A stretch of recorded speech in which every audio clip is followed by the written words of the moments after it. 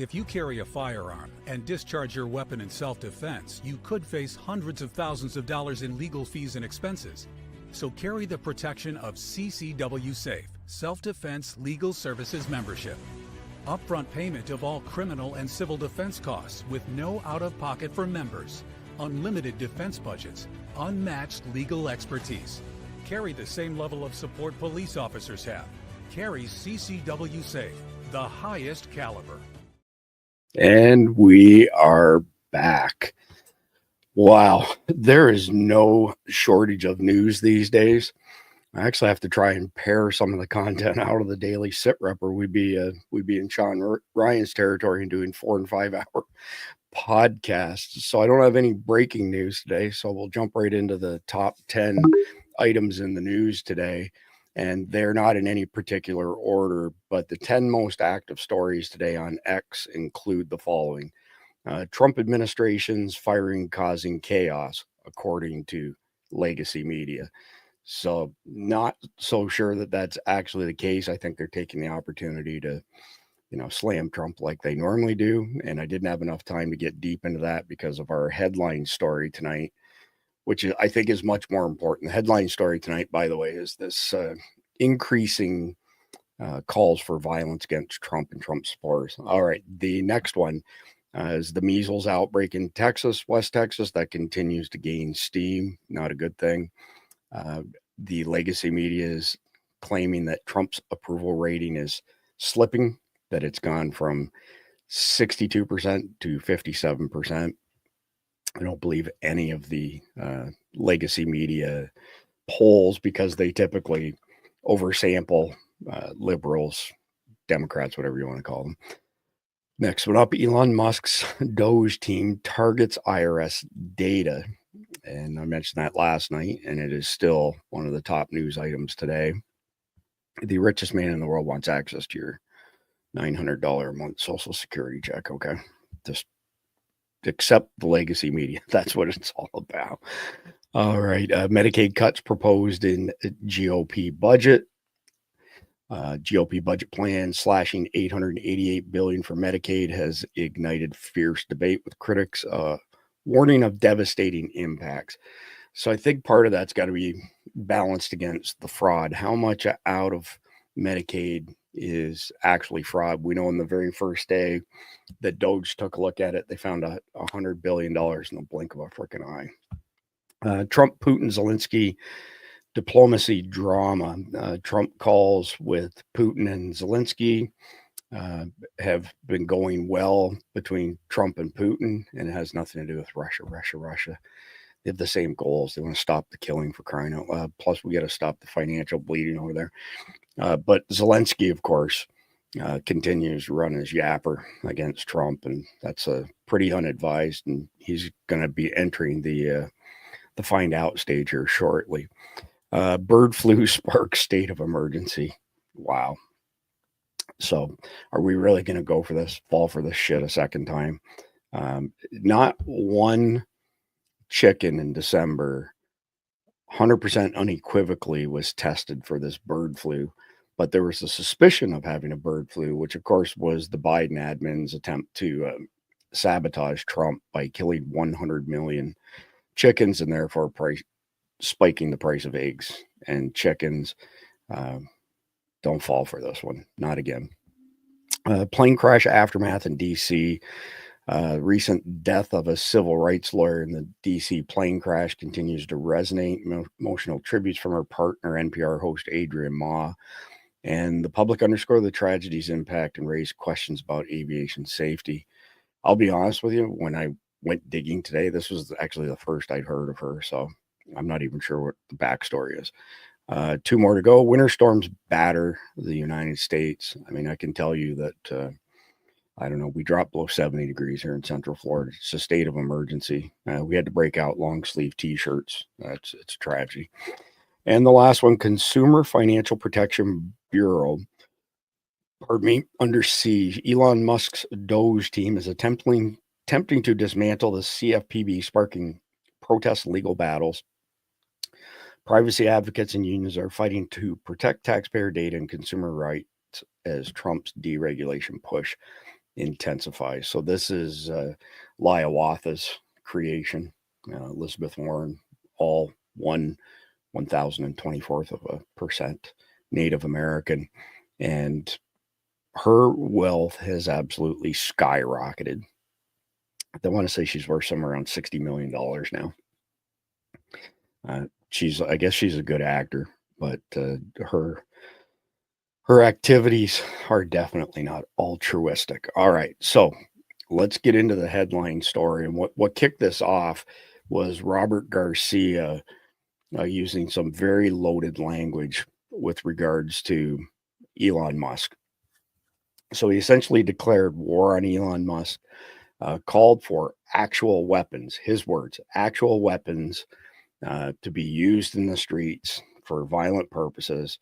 And as per usual, when these people advocate violence, afterwards they're like, well, I didn't mean that, actually engage in physical violence. Any, person could determine that. And that's just not the case. This has been going on for years and years since Donald Trump came down the escalator, and it's resulted in multiple assassination attempts against Trump. It's resulted in all kinds of violence in the streets. And the good news is we have a new sheriff in town, and I think we're going to see some of these people actually pay a price for trying to incite violence against other people. So let me pull up the first video of the night here. And as per usual, I have a gazillion tabs open, could use a producer. All right, Democrat Rep Robert Garcia just declared war on Elon Musk, calling for actual weapons to be used against him. This is a clear threat. 1 minute and 17 seconds.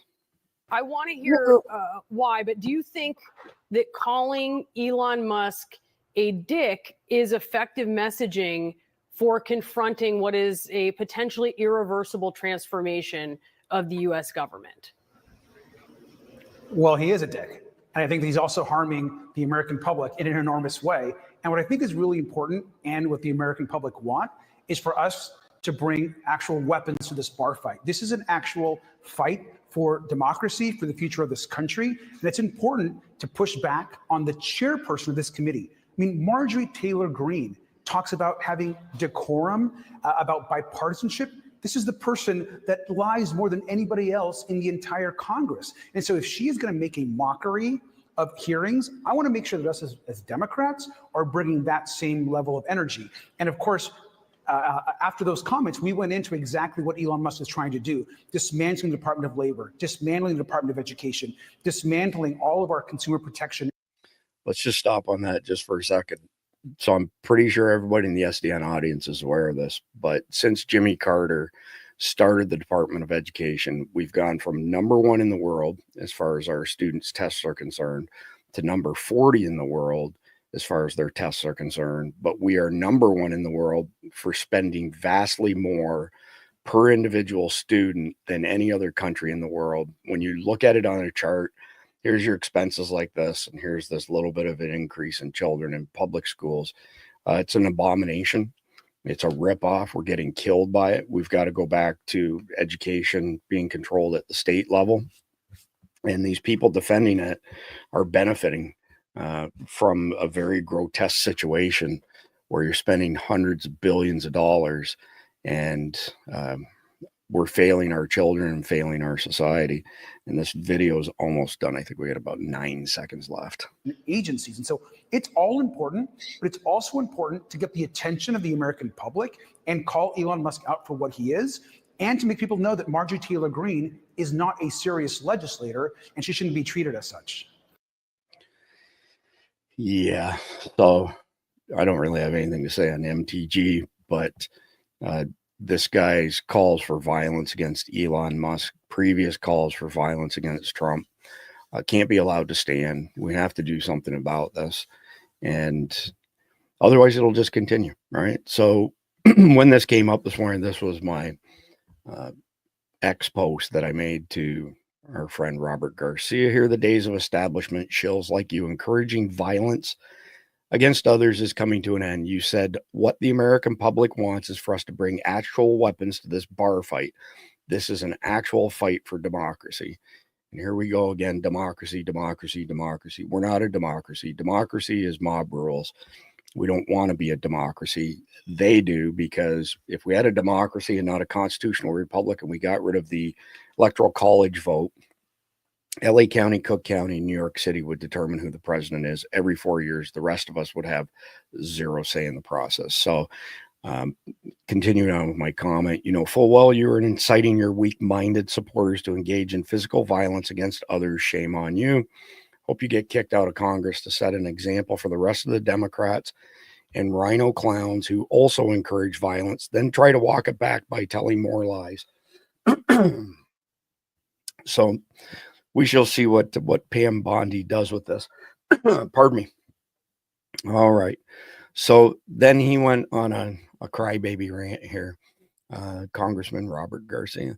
Trump's Department of Justice is targeting me for criticizing Elon Musk. Members of Congress have a right to speak freely and oppose the administration, especially as they try to destroy our agencies and federal institutions. We won't back down.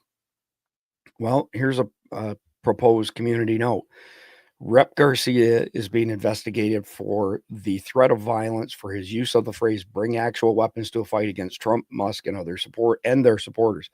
If he were simply criticizing Musk as he claims, the DOJ would not have sent him a letter. And that is a fact. So again, they will push the envelope as far as they possibly can and then do a mea culpa and say, well, no, we didn't really mean that, and it's total baloney. All right, moving on. So here's an article in today's New York Post on this particular topic. DC U.S. Attorney probes Democrat Schumer and Garcia over alleged threats against public officials, including Elon Musk. So this current instance involves more than just Robert Garcia. Chuck Schumer is trying to rile up their supporters and their troops as well. He's such a bad actor. This is a typical New York Post article, short, sweet, and to the point. It's a good read. Washington, D.C. U.S. Attorney's Office has launched an investigation into alleged threats against public officials made by Senate Minority Leader Chuck Schumer and Rep. Robert Garcia against Supreme Court justices and Elon Musk. Garcia, who has served in the House of Representatives since 2023, was accused by interim DC U.S. Attorney Ed Martin's a pit bull, by the way, of threatening DOGE chief Musk during a CNN interview earlier this month. When asked how Democrats can stop Elon Musk, "You spoke clearly," Martin wrote in a Monday letter to Garcia, which the congressman posted on X. What the American public wants is for us to bring actual weapons to the bar fight. This is an actual fight for democracy, Garcia told CNN host Brianna Keeler on February 12th after a heated House hearing on DOGE. Martin said, "The remark sounds to me like a threat to Mr. Musk, an appointed representative, President Donald Trump, who you call a dick, and government staff who work for him. Their concerns have led to this inquiry," the interim DC U.S. Attorney explained. Martin asked Garcia to clarify his comments from the CNN interview by February 24th. We take threats against public officials very seriously," he said. Schumer received a similar letter from Martin last month related to language he directed at Supreme Court Justices Neil Gorsuch and Brett Kavanaugh on March 4th, 2020, according to the Washington Post. "I want to tell you, Gorsuch, I want to tell you, Kavanaugh, you have released the whirlwind and you will pay the price. You won't know what hit you if you go forward with these awful decisions," the New York Democrat said during an abortion rights rally outside the Supreme Court. Martin argued that Schumer's remark was made in a way that many found threatening. The interim U.S. Attorney also asked Schumer to clarify his comments. A Schumer aide responded to Martin on February 6th and said the senator's comments were not a threat to physically harm any person. The aide also referred the prosecutor to Schumer's comments from the Senate floor the day after the rally. "Now, I should not have used the words I used yesterday," Schumer said on March 5th, 2020. "They didn't come out the way I intended to. My point was that there should be political consequences for President Trump and Senate Republicans if the Supreme Court, with the newly confirmed justices, stripped away a woman's right to choose." So the reason I read that and went down a little bit further, it's interesting that they're going to reach back in time as long as the statute of limitations hasn't kicked in to go after these people. And I think that's a good move. I endorse it. All right, next one up. Here is the letter that Martin sent to Robert Garcia. Dear Rep Garcia, United States Attorney for the District of Columbia, I receive requests for information and clarification. I take these requests seriously and act on them with letters like this one you are receiving. At this time, I respectfully request that you clarify your comments from February 12th, 2025, during a live interview with CNN when asked how Democrats can stop Elon Musk. You spoke clearly. What the American public wants is for us to bring actual weapons to this bar fight. This is an actual fight for democracy. This sounds to some like a threat to Mr. Musk and appointed Representative President Donald Trump, who you call a dick, and government staff who work for him. Their concerns have led to this inquiry. We take threats against public officials very seriously. Blah, blah, blah. All right, so moving on from there, and let me just pull my notes up here quickly.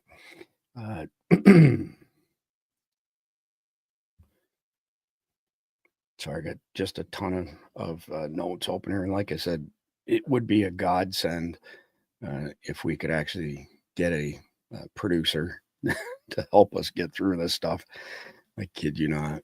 It's a lot of work, to say the least. So, all right, next one up here. All right.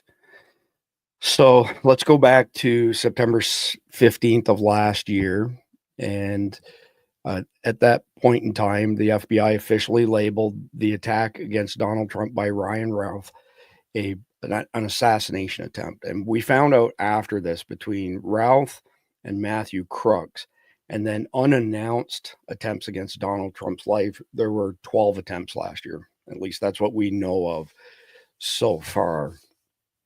So Routh, as you may remember, was a product of this nonstop hate against Donald Trump. I mean, it just it's polluting people's minds, and the rhetoric is so brutal that there's no question that these people are asking for violent acts to be committed against Donald Trump and Donald Trump supporters, and you can't just shrug it off the way they've tried to do it. And then the next one up here, of course, this is relating to July 13th, when Matthew Crooks tried to kill Donald Trump. So, post here from Gunther Eagleman.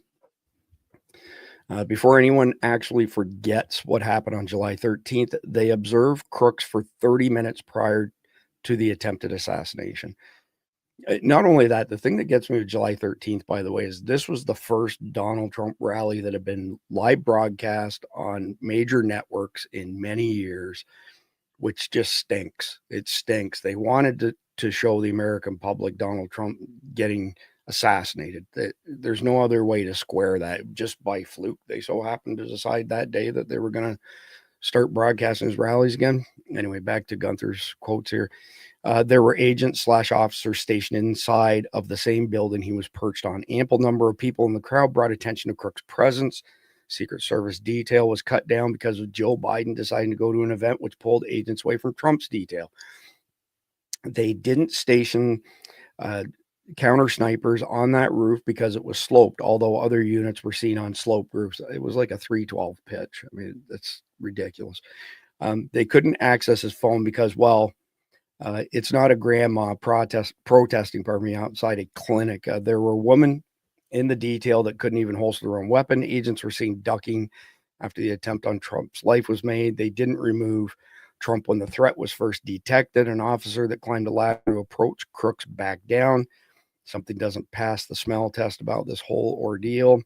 Not saying it was intentional, but a lot has to go wrong in order for it not to be. And then, of course, the director of the Secret Service said there was no blame on her department's part whatsoever. This was 100% on local assets. And we know That is just not the truth. The local assets were the ones who were actually prepared better than anybody. So taking all of that into account, you know, we basically have these continued threats against Donald Trump. We have weak-minded individuals taking it as meaning literally to, you know, kill Donald Trump, harm him, harm his supporters. Then we have a couple pretty high-profile assassination attempts that it's not hard to tie back to that rhetoric. So I thought today I'm going to go back for the past 9 or 10 years, and I'm going to look for the top instance each year of a high-profile person, public figure, inciting violence against Donald Trump. And some years there's just a plethora of them. There's an absolute ton of them. But here's the list that I put together. So this, of course, is my subjective opinion. You know, there's no science in particular behind this, but there's some pretty egregious examples. So 2016, Marilyn Manson. So November 2016, Marilyn Manson released a teaser video for Say 10 depicting a decapitated figure resembling Trump in a pool of blood. Why did I pick this as the top one? Well, as Trump won the election, this graphic imagery stood out as like an early provocative celebrity statement, setting a tone of artistic hostility. There was no legal action on this, but it got a lot of attention. And I really feel that if some of this stuff had have got legal attention in the past, we may not have had assassination attempts against Donald Trump on multiple occasions. All right, so 2017, and this one's always struck me as particularly egregious. Kathy Griffin. So May 2017, Kathy Griffin posed with a fake bloodied severed head of Trump in a photo shoot. Why did I pick this one for the top for 2017? Well, actually 2017, there were a ton of threats. I think there were more threats in 2017 than any other year based on my research. You had Snoop Dogg threatening Trump. You had Johnny Depp threatening Trump. You had Robert De Niro threatening Donald Trump, and he's going to get a nod in 2018, but he started before that. So I felt like the one from Kathy Griffin was the most serious of them all. And it did lead to a Secret Service investigation. She got fired from CNN, and Trump's response, was that she was sick. It was sick. So I would say that it was the biggest of all in 2017, and that's saying something. There were a lot that year. So 2018, Robert De Niro, June 2018 at the Tony Awards, Robert De Niro, and pardon my language, I try to save the profanity for chapter 3, not chapters 1 and 2, but this is a direct quote from Robert De Niro. Fuck Trump, and later told interviewers he'd like to punch him in the face. So, it wasn't quite as graphic as some of the other threats in 2018. Carol Cooks made, a John Wilkes Booth remark, for example, prior to this, but De Niro's high profile platform and repeated rhetoric drew Trump's direct response of calling him a low IQ piece of crap sort of thing. So here we are again. This is the third year now, right? 2016, 17, 18, still no legal action. So then you got Reza Aslan, 2019, August 2019. So he tweeted about punching Trump in the face, calling him a disgusting racist piece of shit over a Cummings critique. So why did I choose this as the top one? Linda Ronstadt that year called Trump compared him to Hitler, essentially, which did lead to a temporary Twitter suspension. And when I actually did the numbers on all this stuff, and I ran it through a couple different search engines, a couple different AIs, they said that 2019 was the peak for direct violent rhetoric from public figures against Trump. But when I asked for individual stuff from the AIs out there and I searched for stuff, I didn't get the examples in 2019, as many of them as I got in 2017. So I actually think 2017 was more active. 2020 Ice Cube, June 2020, rapper Ice Cube tweeted an image of Trump with devil horns and the caption "Devil in a blue suit" alongside lyrics from his song "It Was a Good Day," hinting at retribution interpreted by some on X as threatening. All right, so why did I pick this one as the top one for 2020? And keep in mind, this is amid the BLM protests. But Trump himself said that he felt Ice Cube's post was more symbolic than direct, but the imaging that he used, the imagery he used, and the timing really appeared to have hostile intent at the end of the day. So you can look at all the BLM stuff, and yeah, there's a lot of bad stuff happen there.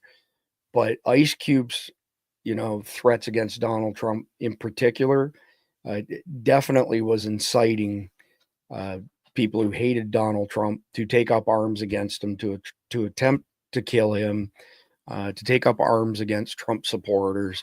So that would be why I chose Ice Cube 2020. So 2021, Madonna, and she sure has done a bunch of crazy stuff when it comes to running her trap about causing harm to Donald Trump. So January 2021, post January 6th, Madonna posted an Instagram video calling Trump a Nazi and implying violent resistance, echoing her 2017 White House remarks. So she didn't have the biggest threat in 2017, but she'd been running her gums long before 2021. So there's only one reason I picked this.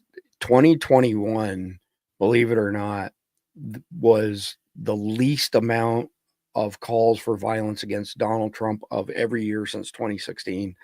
So I gave her some prior credit for prior years and prior threats, which is why I chose her as the top one for 2021. 2022, though, Alec Baldwin gets back into the mix here. So during his trial for killing the lady on site on the Rust movie, he reportedly quipped on X. He didn't reportedly, he did quip on X about Trump deserving worse than his legal woes, interpreted by many as threatening. And, so this is the MO, the SOP, whatever you want to call it.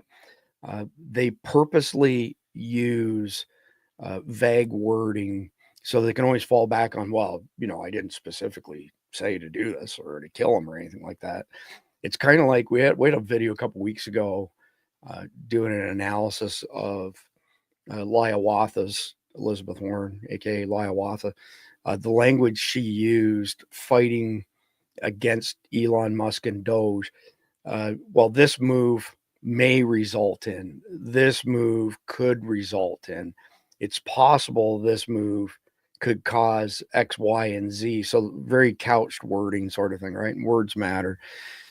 So at the end of the day, the context from Alec Baldwin in 2022 is that Trump should get what's coming to him. And, keep in mind that you've got 6 years of this, right? This goes back to 2016 on Saturday Night Live and all the way through to, even recent years of him taking shots at Donald Trump and essentially inciting violence and hatred towards Trump and Trump supporters. So 2022 wasn't quite as limited as 2021, and as far as the number of threats against Trump and his supporters, there were a little bit more than 2021.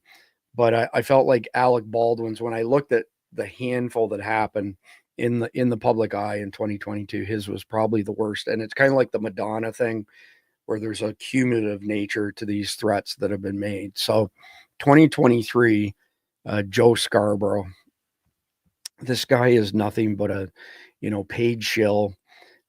He's got such a shady background. But in November 2023, Joe Scarborough warned on MSNBC that Trump will imprison, he will execute whoever he is allowed to if reelected. And so this wasn't a direct threat against Trump per se, but this is all part of this process of creating this perception amongst the low IQ, low information sheeple that Donald Trump is Hitler, he's a Nazi, he's a dictator, and he's going to start killing people. The thing that killed me in the election cycle last year, every single one of the Democrats and their media, propagandists kept saying, if Donald Trump gets in office, he's going to do this, this, and this. And he did none of that stuff during his first tenure, but they think you're stupid. They think we're all stupid. And they think that if they repeat these lies over and over again, that we will believe them. We don't believe them. But again, the weak-minded certainly do. So I chose that in 2023 because I felt like going into an election year, it was Joe Scarborough's way of essentially creating more and more hatred against Donald Trump, which then leads to threats from other people. So 2024, Bette Midler, October last year, October 2024, Bette Midler posted on X suggesting Trump's enemy within rhetoric warranted someone to take him out. Very specific language. So think of it in the context of we've got all this years of laying the groundwork, much like 2023 with Joe Scarborough. And then it escalates to the point where you got to take him out. And what's especially egregious with Bette Midler is this is barely a month after Ryan Routh tried to kill him, which was only a couple months after Matthew Crooks tried to kill him. Now, she deleted that post, but if you look back amongst 2024 and now, of course, 2024, certainly a lot more examples than 2021, 22, 23. She was very explicit in her call to action. And again, so we're in a post-assassination phase, and she's essentially saying, you got to take them out. And that's just an extremely poor taste. So anyway, that's 2024. 2025, we're barely into this year, of course. And, you know, we don't have a lot of examples so far, but we can go back to February 12th with the CNN interview with Robert Garcia. I won't repeat what was said again because I've already repeated them a couple times. So there aren't a lot of great examples, but that gets him number one so far this year. And at the end of the day, we will probably see something trumpet, bad pun, but I think his wording was really flirting with legality. So is he going to get charged and convicted? I would say no. His words didn't necessarily come across with intention from a legal perspective, right? So you have to have an element of intention to be convicted of crimes. So he's flirting, you know, he's right on that knife edge, but I don't think it's enough to get him charged. But what I do see is that it'll continue to escalate during Donald Trump's second tenure, and until somebody actually gets charged and potentially convicted, I think it will just keep ratcheting up little by little, because the process on the other side is death by 1,000 cuts. If we keep lying about Donald Trump, we keep lying about his supporters, we keep publishing negative content, we keep inciting people to be violent, that eventually all of these things will come true. Now, is that going to happen?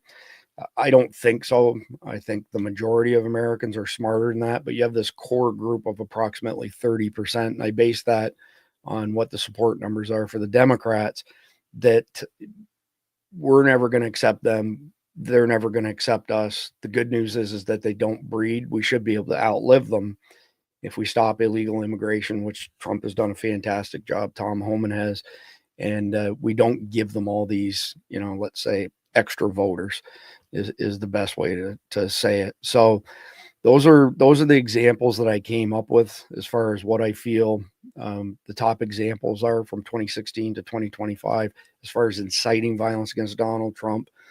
But there are countless ones. When I got into this, I remembered most of them, but the cumulative effect of all of this stuff, I was just shaking my head thinking it's no wonder that people who believe in the legacy media, consume nothing but the legacy media, think that Donald Trump is some evil person. I have a nephew, by the way, who lives in northern Alberta. He's a hardcore conservative gun guy, great father. And he texts me stuff frequently from other people in Canada, and it just makes me shake my head because their media is controlled by the government, CBC, Canadian Broadcasting Corporation. It's all WEF bullshit. It's all anti-Trump, anti-American, blah, blah, blah, blah, blah. And he said to me, you know, it'll take a miracle for the vast majority of Canadians to overcome that. Thankfully, it's only about 30% of Americans that buy into that baloney. So that is it for chapter 1 tonight. Didn't do too bad, 35 minutes. I've got a short message from Sawyer Products. I'll be right back with chapter 2. The Sawyer Mini is the most versatile personal filtration system available. It's a perfect solution for backpacking, hiking, hunting, fishing, scouting, international travel, and emergency preparedness. At a mere 2 ounces, the Mini fits in the palm of your hand and can filter up to 100,000 gallons of water from any freshwater lake, river, or stream. The Sawyer Mini has a 0.1 micron absolute pore size.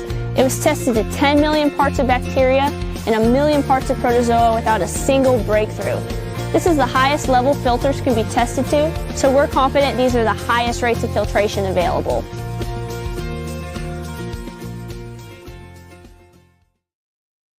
All right, so we're going to dive into chapter 2 here. And the first one up that I have is Epstein files are imminent, and they're sitting on Pam Bondi's desk right now. This is a 29-second video. I'll let her speak in her own words, and then we'll discuss it a little bit. The DOJ may be releasing the list of Jeffrey Epstein's clients. Will that really happen? It's sitting on my desk right now to review. That's been a directive by President Trump. I'm reviewing that. I'm reviewing JFK files, MLK files. That's all in the process of being reviewed because that was done at the directive of the president from all of these agencies. So have you seen anything that you said, oh my gosh? Not yet. Okay, well, we'll check back with you.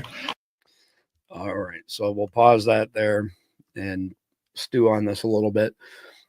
Donald Trump was speaking to reporters today, and he was discussing the workload on Pam Bondi's docket. And she was our AG here in Florida previously, so I'm familiar with her. She's smart as a whip. She's a hardcore attorney. I'm not very fond of her support for red flag laws. So red flag law, let's say somebody doesn't like you, they call local authorities and they say, hey, I think this individual is unbalanced. I think they could use guns to harm themselves or somebody else. Your guns get taken away while they conduct their investigation. Essentially, you're guilty until, you prove yourself innocent instead of the other way around. That's one fault I have with Pam Bondi. But if you take that out of the equation, she's wicked smart. She's a pit bull.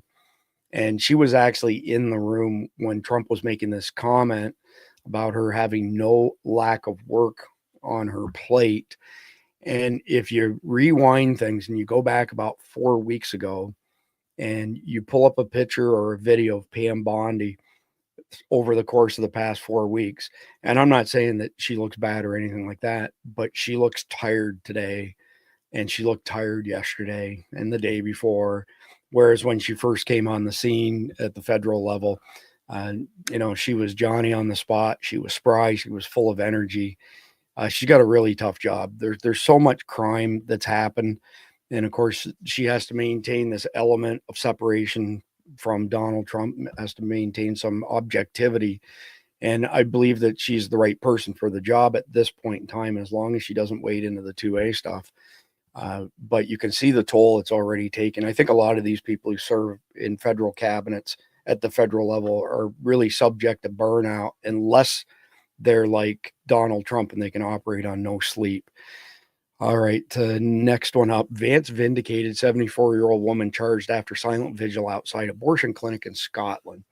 So the Europeans have now declared us as an adversary based on J.D. Vance's speech last week in Europe, where he excoriated them for destroying their citizens' right to free speech.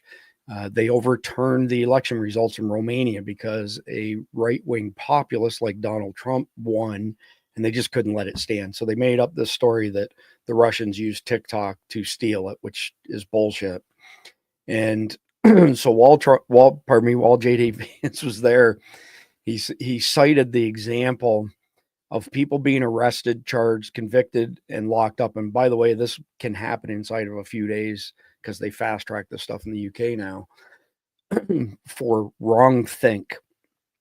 So in other words, standing on a corner, not saying anything, not holding any signs, but say praying for somebody who's inside the building that they're in front of, whatever the case may be. And so the European press, European governments excoriated J.D. Vance. That's not happening. We don't do that. And here you go.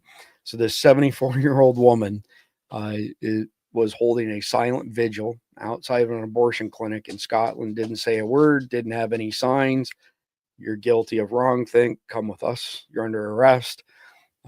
It's unbelievable what a hold the globalists have on Europe these days. They're destroying the continent. We got a couple of really good leaders. Italy comes to mind. Hungary comes to mind. But a lot of the countries in Europe they facilitated their own genocide by importing people from other countries who are now taking it over. It's pretty crazy. And then they reinforce it by doing stuff like this. Don't speak out against the invaders. That's wrongthink. We'll put you in jail. 3,000 hardened criminals last year let out early from penitentiaries in Great Britain to make room for people who made social media posts that caused somebody anxiety or hurt their feelings or portrayed the invaders in a bad way. And probably the biggest example of this is the Pakistani rape gangs.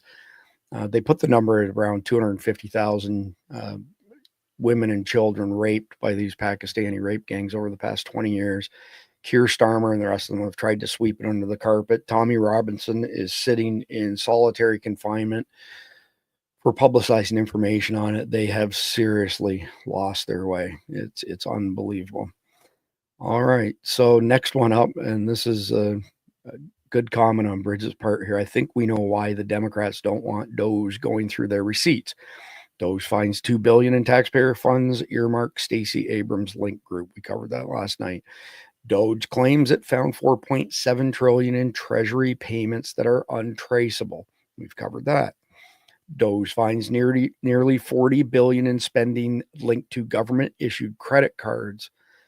There are more credit cards issued by an order of magnitude than there are federal employees. So just get your head wrapped around that. There's so much theft. There's no other way to put it. It's not fraud, it's theft. All right. Our new AG here in Florida, James Uthmeyer, just announced that the state of Florida is filing a class action lawsuit against Target for misleading shareholders by pushing radical LGBTQ merchandise designed to sexualize children. 1 minute, 39 seconds. I'm Attorney General James Uthmeyer. Today, at my direction, the Florida Office of the Attorney General, along with America First Legal, is filing a class action lawsuit against the corporate retail giant Target for misleading shareholders and pushing a harmful leftist agenda at the expense of shareholder returns. While Target told their investors they would keep the company out of controversy to protect the stock price, the retailer engaged in a marketing campaign targeting and sexualizing children.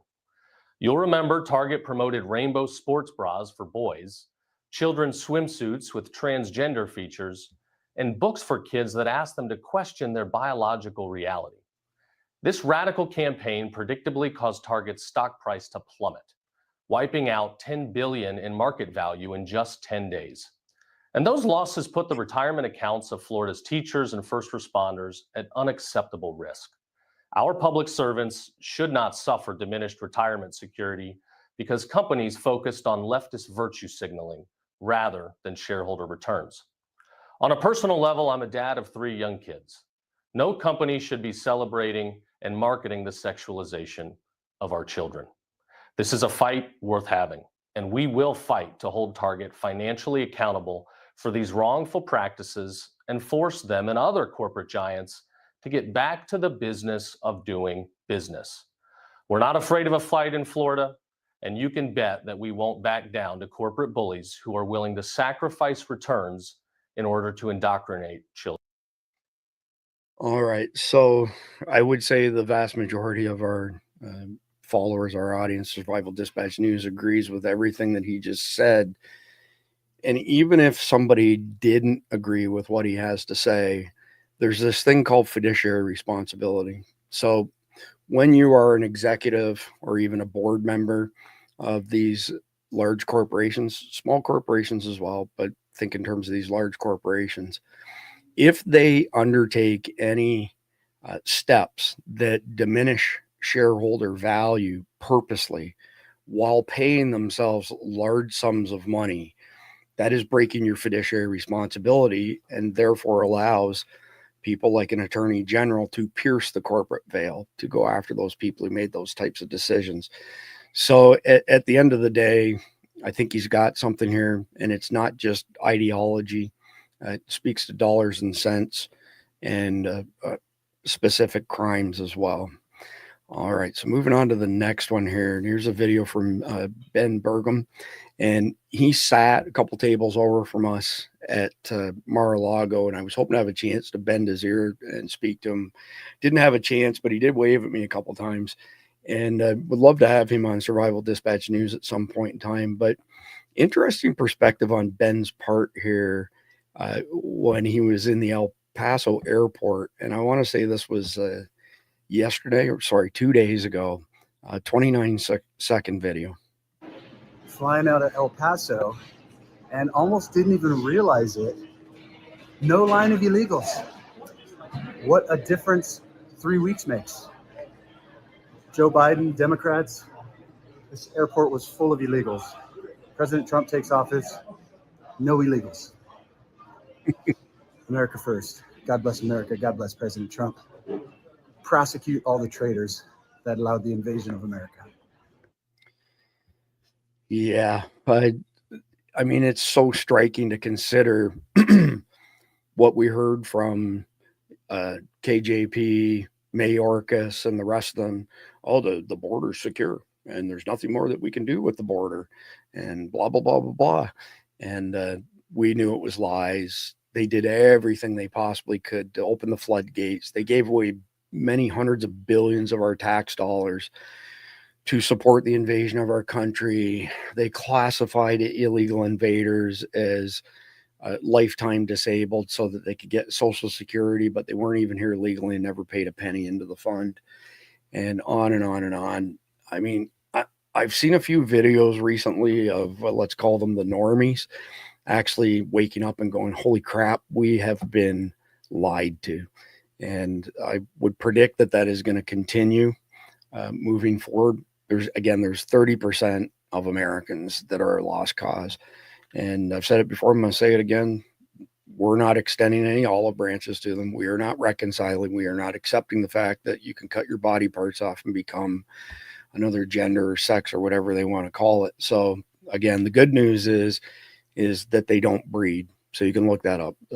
There's all kinds of charts that show how little liberals have children, not to mention the fact that a huge percentage of their women are just completely nuts on SSRIs. So they have to import illegals, and they have to indoctrinate your children to vote for them. Otherwise they'll fade away into, history.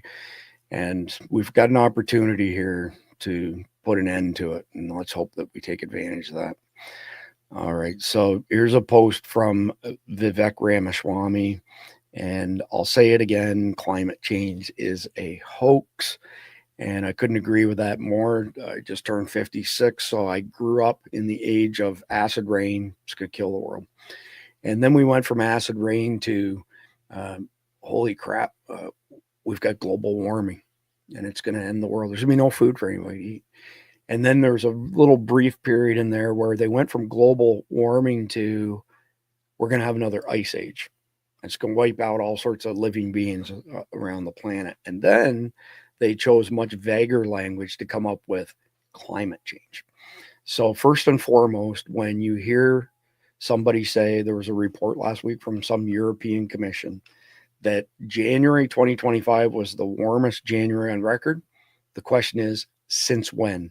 There are multiple points in time over centuries ago that the temperatures were way warmer than they were in January of 2025, but they don't want you to know that. So that's the question to ask, since when, number one. Number two, climate change is, the boogeyman that's going to end humanity. And the only way we can fight back against this threat is to have one world government.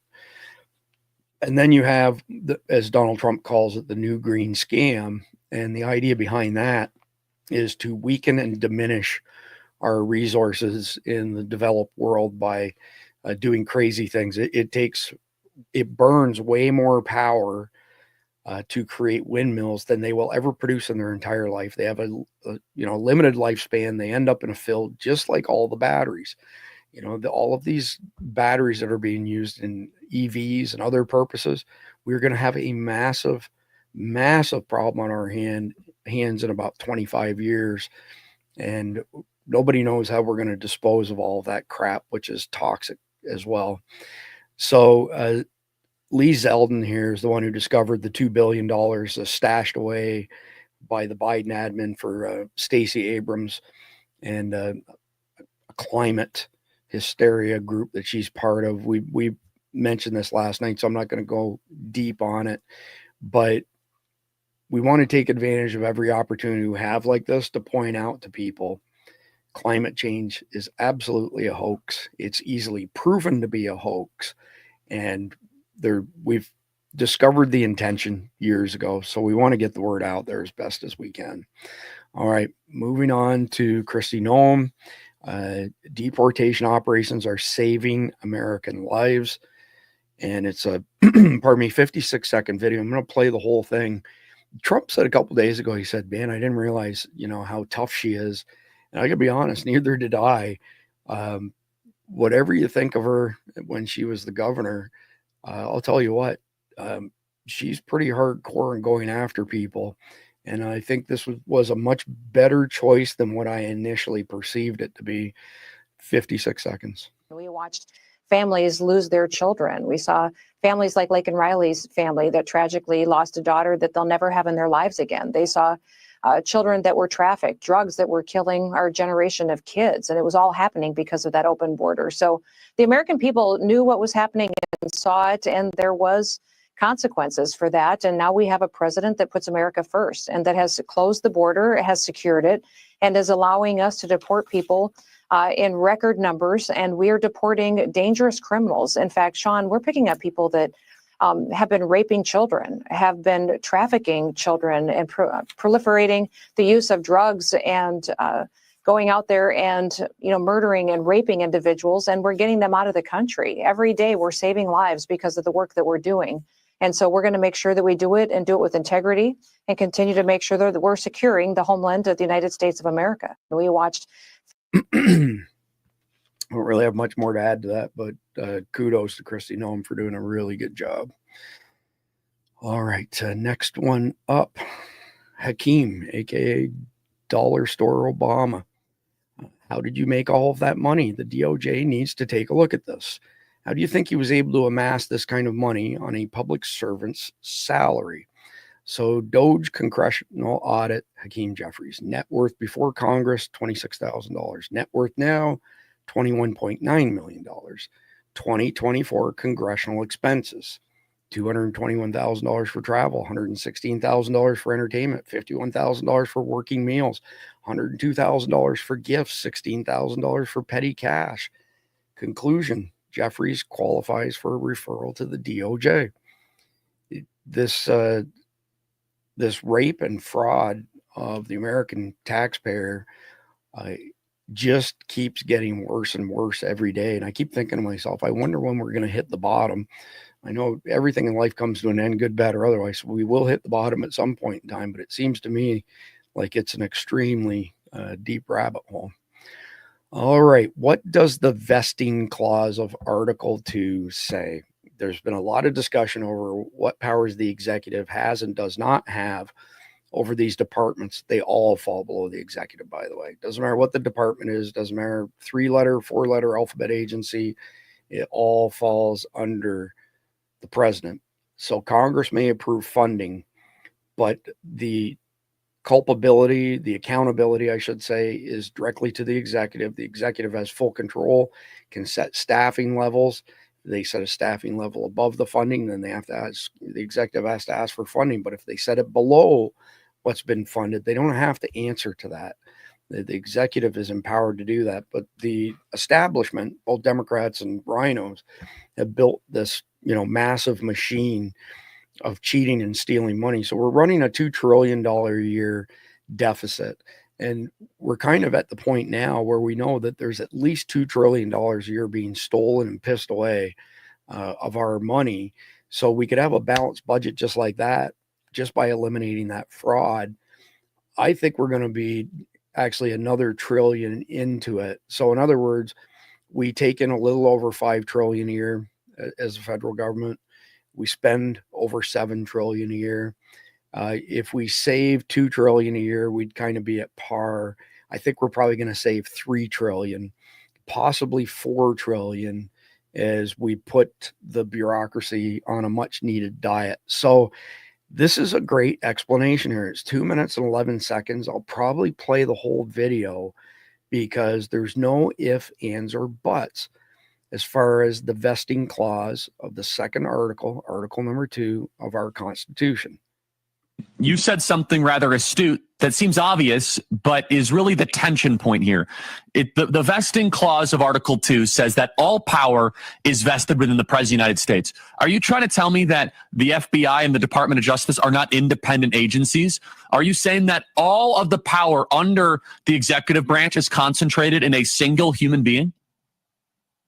Yes, it's not just me. Don't take my word for it. Right? As you said, Charlie, the constitutional text, Article 2 says the executive power of the United States is vested in the president.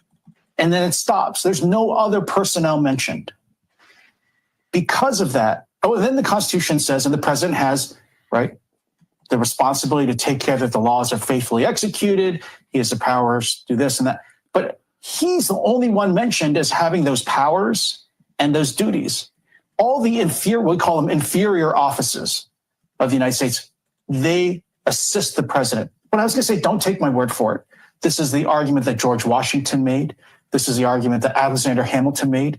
It's even the argument that Thomas Jefferson, who was no fan of the earlier two, made. And it's the view of the Supreme Court. So just 2 years ago, there were these cases that got to the Supreme Court where Congress Congress doesn't like this. Congress doesn't want to have an energetic executive. Congress often wants the executive branch to be split up, disorganized, because that increases Congress's power. So what Congress has tried to do has been to prevent the president from firing people in the executive branch. And one of those cases got to the Supreme Court 2 years ago in a case called Seal of Law. And the Supreme Court said no. Just like Hamilton said, just like Washington said, just like Jefferson said, and Abraham Lincoln said. The president is the top. All the powers you said, Charlie, is concentrated in that one person. And so to be able to make sure the entire executive branch follows his agenda, he must be able to fire anyone with any authority in the executive branch because they only just get it from him under the Constitution. So pretty self-explanatory that Article 2 of the Constitution absolutely grants the power to Donald Trump, which he has been attempting to exercise. However, we've had these rogue judges, who somehow have it in their mind that they are a co-equal branch of government, which they are not. Congress, executive, SCOTUS, 3 co-equal branches of government. The lower courts, number 1, are specifically referred to as inferior in the Constitution. Number 2, while they may push cases up through the judicial system to the Supreme Court, they're a construct of Congress. They are not on the same level as the executive is, and their sabotage is bullshit, to be quite frank. That these guys are so full of themselves, men and women are so full of themselves that they think they're on the same level as the executive. And to be quite frank, Donald Trump was given an overwhelming mandate to do these things. So the good news is there's so many smart people on the Trump team right now that I actually feel pretty good that we're going to have some sort of lasting change here. There's going to be something comes from the Supreme Court that's going to essentially put an end to this craziness, and that'll stick with us for a long time. So I organized tabs a little bit better tonight, and the next one up is on this particular topic. So if any random judge can unilaterally block every presidential action nationwide, then elections become meaningless. The people vote for a leader to set policies, not for unelected activist judges to overrule them at every turn. This is judicial tyranny. Tell us what you think about it all. So 1 minute, 23 seconds. If any random judge can unilaterally block every presidential action nationwide, then elections become meaningless. The people vote for a leader to set policies, not for unelected activist judges to overrule them at every turn. This is judicial tyranny, not democracy. For years, left-wing judges have abused their power to obstruct conservative policies while rubber-stamping radical leftist overreach. Under Biden, courts had no problem letting his administration trample on constitutional rights. But now that Trump is back, these same activist judges are suddenly declaring war on executive authority. The double standard is undeniable. This is not how a constitutional republic is supposed to function. Presidents are elected to lead, and their policies should not be sabotaged by judicial operatives working on behalf of the radical left. If democracy means anything, then the will of the people must be respected. The judiciary was never meant to be a partisan weapon. It's time to rein in activist judges who think they can override the elected government. Congress should act to curb their power, and the Supreme Court must step in to restore balance. If America is to survive as a functioning democracy, judicial overreach must be stopped before it's too late. Very, very well said.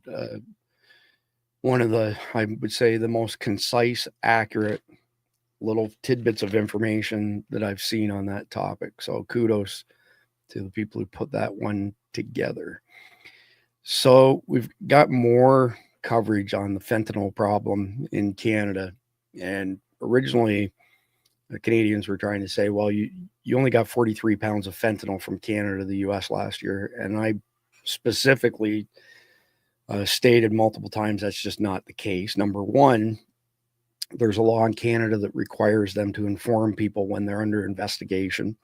So we didn't want to cooperate with the Canadian government because they would just give up the information to the bad guys. There's two different ways of making fentanyl. There's 1,400 analogs, meaning different strains of fentanyl. We have signatures on approximately 200 of them. Many of them are 50 times, 100 times more powerful than the base analog. The base analog can be almost twice the strong when it's produced in a lab environment as opposed to a rudimentary environment where you just mix the precursors together. So this is an interesting video. It's only 45 seconds long, but federal officials can come out and say Canada has a major fentanyl problem with over 4,000 known organized criminal organizations manufacturing and distributing the product, and people will still deny it. People really have no idea how big of a problem this is. It's a huge problem, and the Canadian government needs to own this problem. The only reason that they even mentioned potentially getting into a trade war with us was at the behest of the World Economic Forum, because Justin Trudeau, Young Global Leader, WEF program, all of the Western governments are headed up by young global leaders. They take their marching orders from Klaus Schwab, and they cannot give in to any of Trump's policies, anything that's nationalist, populist, whatever you want to call it. Otherwise, why would you want to get in a brawl with somebody whose GDP is about 1.5% of your imports versus the other way around? You know, upwards of 30+% of their GDP comes from our exports. The numbers just weren't in their favor at all. But this fentanyl thing, I had a couple of people on X come after me and say that it was ridiculous for us to, you know, ask the Canadians to stop the fentanyl because none of it's coming over our border. And again, complete and utter bullshit, total lies. And this piece of information here makes it even worse than what I anticipated it was going to be. But all they have to do is stop the fentanyl, stop the illegals, stop the terrorists from coming across our border, and we'll be best friends. That's it. It's not complicated. 45 seconds. How many, to the RCMP, how many people do you estimate are involved in the production and distribution of fentanyl in Canada? Do you have like a ballpark estimate? Is it 1,000 people? Is it 10,000 people? I don't have a ballpark figure on it. So you have no idea how many people could possibly be involved in the fentanyl trade in Canada? There's a significant group, a significant number of organized crime group, but if you're asking me for a specific number, I can't give you a specific number. How many organized crime groups are involved? over 4,000 organized crime groups in Canada, as assessed by the Criminal Intelligence Service Canada. 4,000 individual organized crime groups, all with their own distinct leadership and membership? That's correct. How many? Wow. That's a big number. Especially when you consider the population of Canada is somewhere around 40 million people. 4,000 criminal organizations with who knows how many bad guys in each particular group. I mean, it's crazy, crazy stuff. We're not quite done here with chapter 2. We've got some more stuff to cover. But I wanted to show a couple things. So Mike Sterling is like a social butterfly when we were at SHOT Show. And he found this company called Bridge Ford, pardon me. It's a food company, okay? And he said to me, he said, their MREs actually taste really, really good. And so I got looped into an email, and the guy who owns the company said, well, we'll send you some of the stuff. So it arrived earlier today, and I'm sitting at about 220 pounds right now. And thanks to these things that taste absolutely amazing, at the rate I'm going today, I'll probably be 250 again in no time at all. But all joking aside, these have a really long shelf life. So when we tell people, you know, to stack up food, you got to have stuff that has a long shelf life. We have no relationship with these guys. There's no affiliate codes.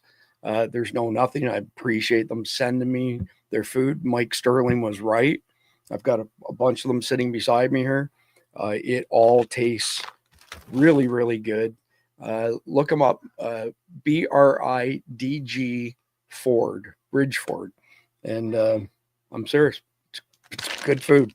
So they asked if we would give them a shout out if they sent some, and I'm absolutely going to give them a shout out because it's really good stuff. I don't have any discount codes, nothing like that. We're not affiliated with them, but happy to give them a shout out because anybody who's eaten MREs before, meals ready to eat, knows that the vast majority of them, even when they market them as tasting good, they don't taste good. These ones actually taste good. All right, so let's jump back in here to chapter 2. Next one up. And I'm not surprised that this development happened. So the Trump administration may seek to strike a simplified minerals deal with Ukraine to get a pact in place quickly and later negotiate detailed terms per report. So Zelensky is running around the world bad-mouthing Donald Trump, and this has the potential to turn ugly.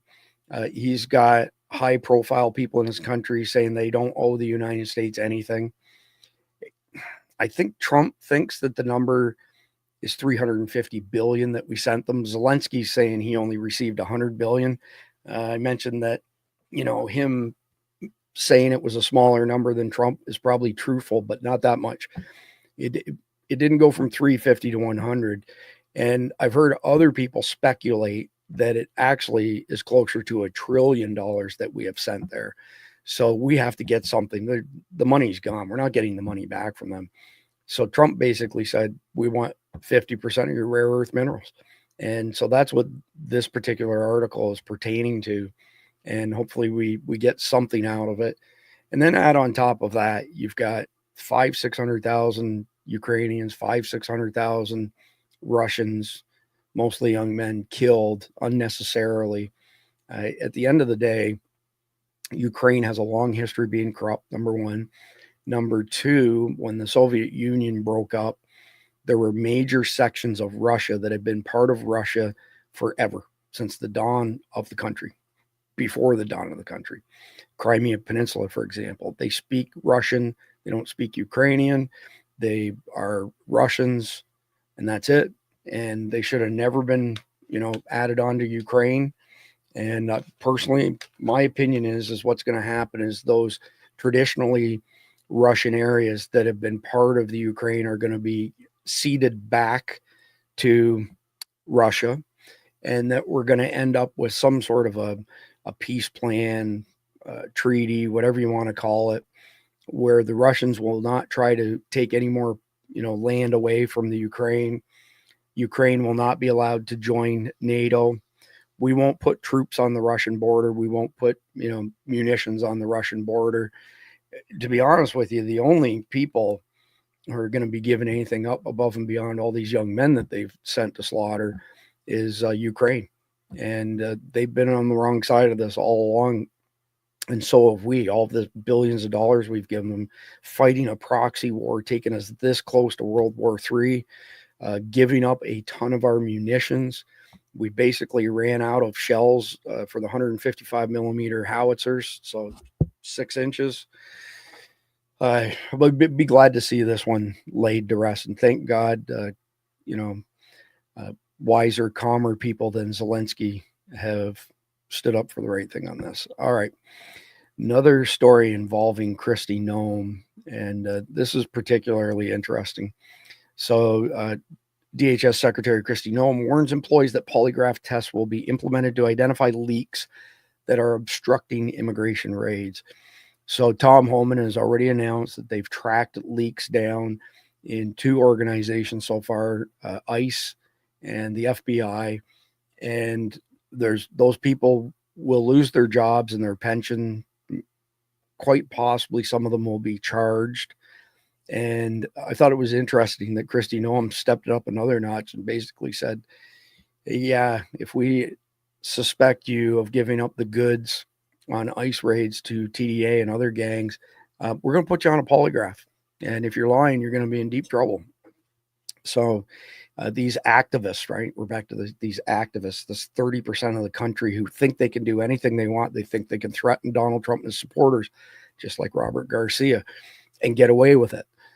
They think that they can go behind ICE and other agencies and harbor and protect illegals.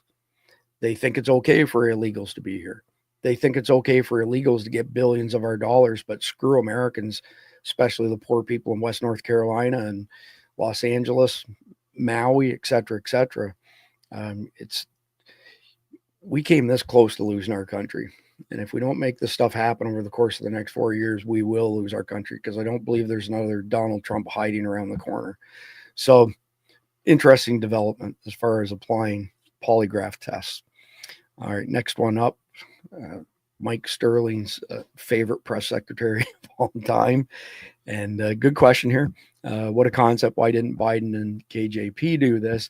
So basically what Trump did is he went to Carolyn and some others and said, I want you to bring in some small town media outlets and have them come in and we'll address their questions, not just the big networks, which are all just propaganda machines. 22-second video. Brilliant idea. Hey everybody, today at the White House, we are hosting Local Media Row. We have local television and radio stations from across the country who have ascended upon Washington to hear directly from White House and administration officials. We have cabinet members here today. This is another example of the most transparent and accessible White House in history, thanks to President Trump. True story there. So that is the end of chapter 2. I've got a very short message from our friends at Flex Industries, and we'll be right back.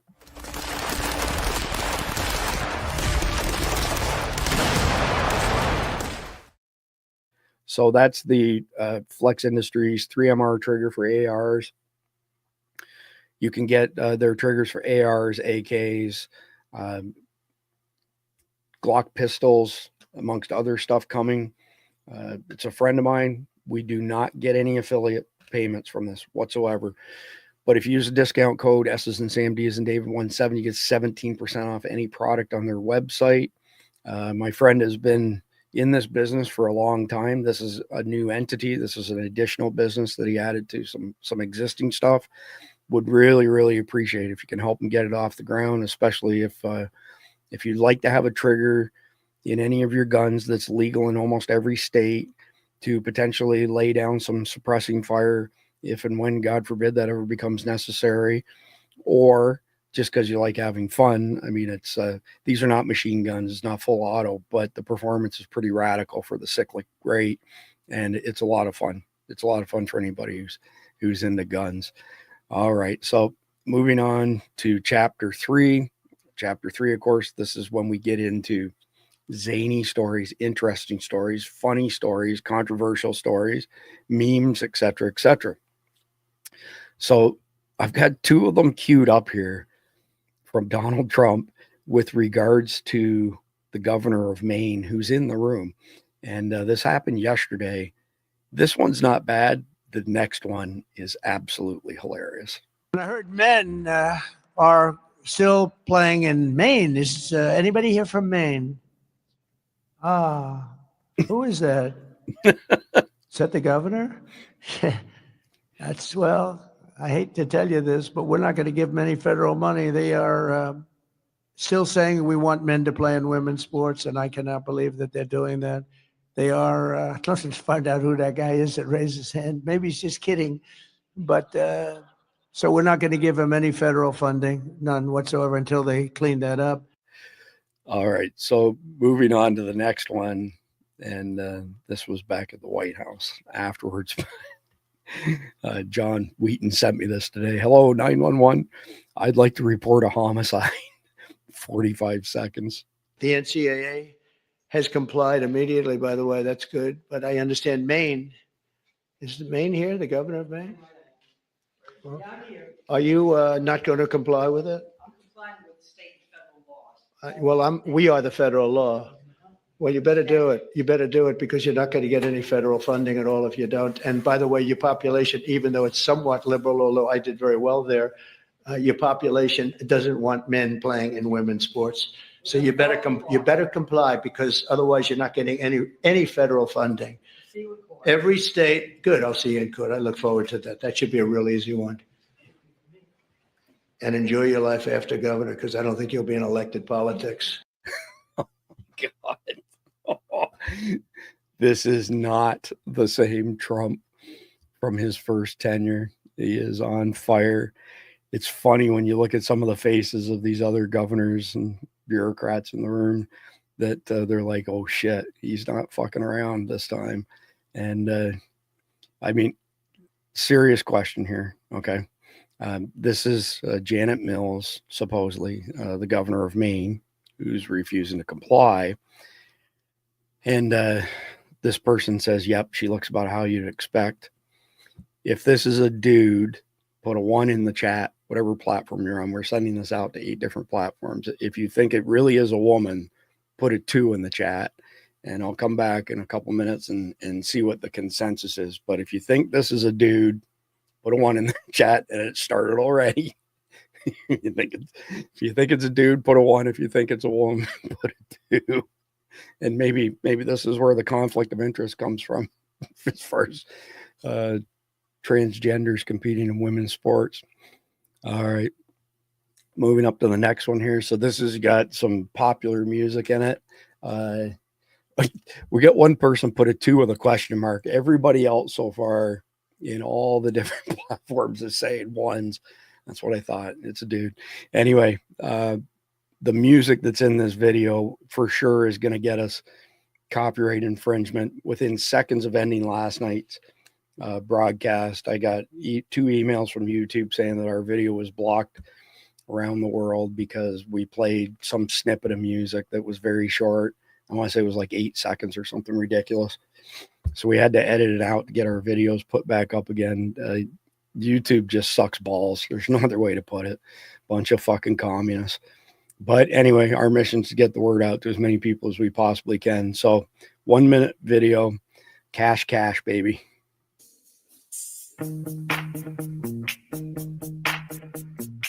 Yo, DNC, let's cash it. Cash, baby. FBI, cash, baby. All right, stop. I've been confirmed, so listen. Cash is here and Adam Schiff's my mission. Democrats are freaking out quite nicely, scared of the truth. I bring it daily and nightly. Will they get away?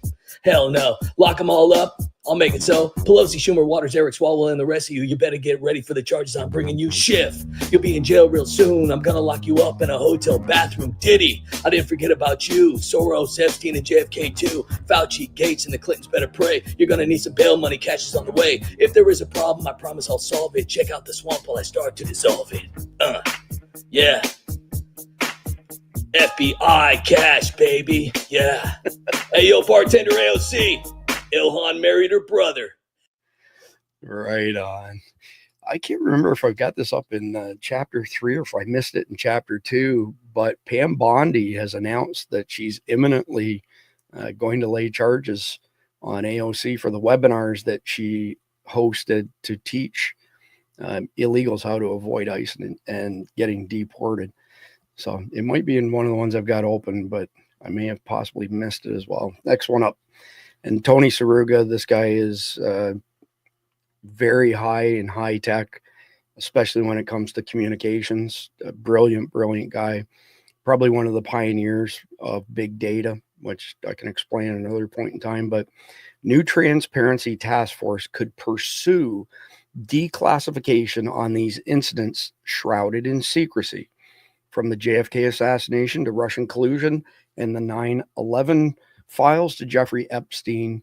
Here are several batches of documents the new House Oversight Transparency Task Force could pursue. And I'll go ahead and pull this tab up here. And let me just get rid of that. All right. So on their radar is, of course, JFK, COVID-19 origins, 9/11 files. How did 2 buildings get hit by planes, but 3 of them fell down? Stuff on UFOs and MLK, which some of the stuff from MLK has already been put out there. Reverend King right there. And Senator Kennedy, meaning both JFK or RFK Sr., pardon me.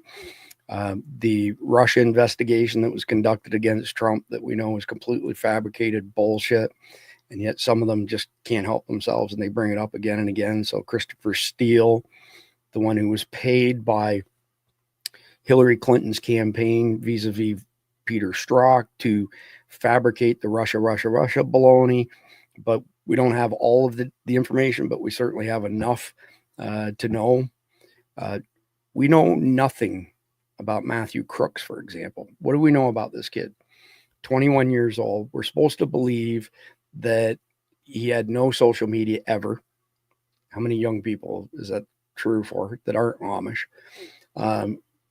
3 bank accounts in Europe, 2 cell phones, which the FBI said they could not gain access to. There's a lot more to the Matthew Crooks story than what we've been told. So lots of potentially interesting stuff coming out of that new committee headed up by one of our reps here in Florida. All right. Are you tired of winning yet? I'm going in for more. I'm pretty sure we all support that. And I'm pretty sure we all support this as well. So if you would like to see this become a reality, put a 1 in the live chat. By the way, overwhelming majority, everybody said 1s on the last one, that the governor remains a dude, except for one person who put a 2 with a question mark. Just 1. And that's out of 8 platforms, by the way, that we're sending this to. So if you'd like to see Barry Sortero behind bars like this, put a 1 in the chat. I'm pretty sure I know what direction this is going to go. If you don't think he should be charged and convicted and incarcerated, well, put a 2 in the chat. We'll see what comes out of it. All right. I can confidently say this is the best month the U.S. has seen in the past 4 years. It actually may be the best month that we've seen in America in decades. And here we go. I knew I had it in here somewhere. Breaking news, Pam Bondi is set to charge AOC for allegedly helping illegal immigrants avoid ICE.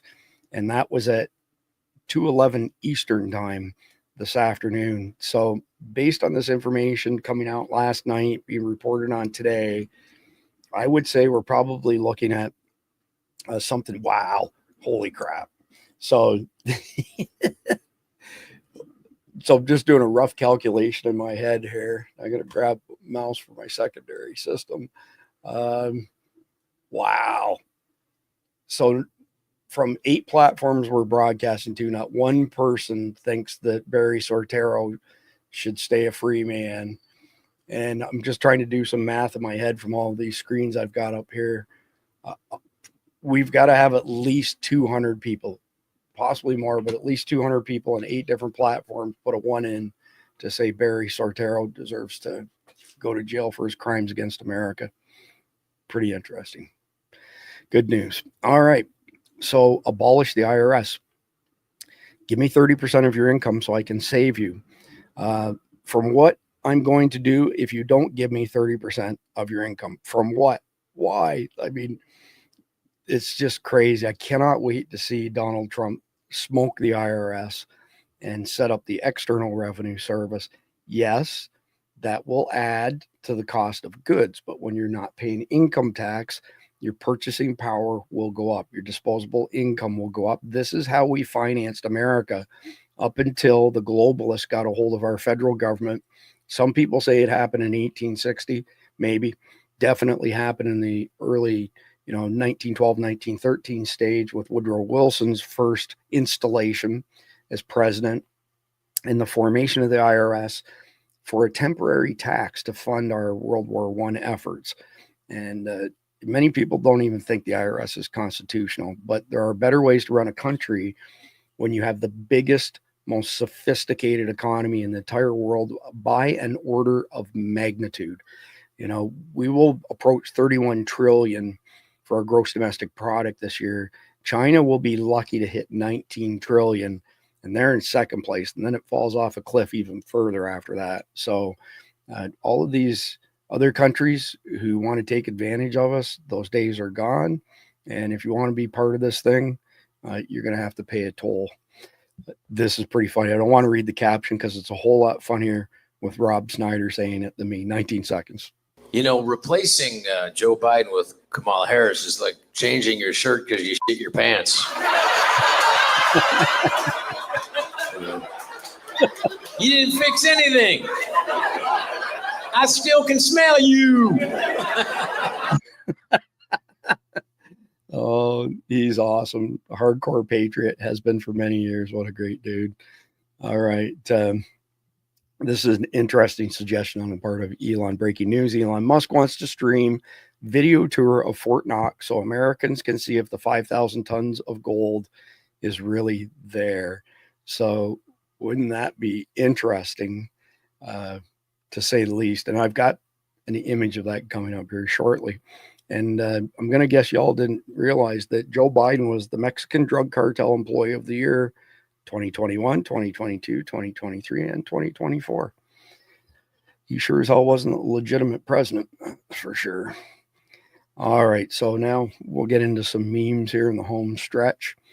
All right, 8 USC 1182F. Whenever the president finds that the entry of any aliens or of any class of aliens into the United States would be detrimental to the interests of the United States, he may, by proclamation and for such period as he shall deem necessary, suspend the entry of all aliens or any class of aliens as immigrants or non-immigrants, or impose on the entry, of aliens any restrictions he may deem to be appropriate. So we're back to, again, Donald Trump's orders are founded in constitutional law, number one. Number two, I've announced it before. I mentioned it last night. Congress is going to move to codify Trump's executive orders so that if and when the bad guys cheat again like they did in 22 and actually get into control, they can't easily undo all the good things that Trump's doing for us. All right. German authorities, while terrorists kill their citizens en masse. Maybe we should arrest anyone that notices. Complete and utter insanity going on in Europe with this stuff. That face you make when you're going to be Gaddafi'd. Yeah, that would not surprise me. All right. Trans Trudeau aide defends running female race and beating girl age 12 to the fastest time. This is disgusting. All right. This is a dude competing in a women's event. This is the 12-year-old girl who should have got the gold medal. And here's Trudeau with this thing. That's freaking brutal, man. Absolutely brutal. A transgendered Justin Trudeau's Minister for Women has defended his participation in a race where he beat a 12-year-old girl to the fastest female title. Nathaniel Morin won a women's 5K road run by almost 6 minutes in Ottawa, Ontario, February 2024, demolishing the rest of her competition in the 30 to 39-year-old female category with a finish time of 25 minutes and 32 seconds. The second fastest runner across all women's tournaments that day was 12-year-old Soroyce Hudenrod with a time of 26 minutes and 8 seconds, who ran in a separate age group. Wow. Check this out, by the way.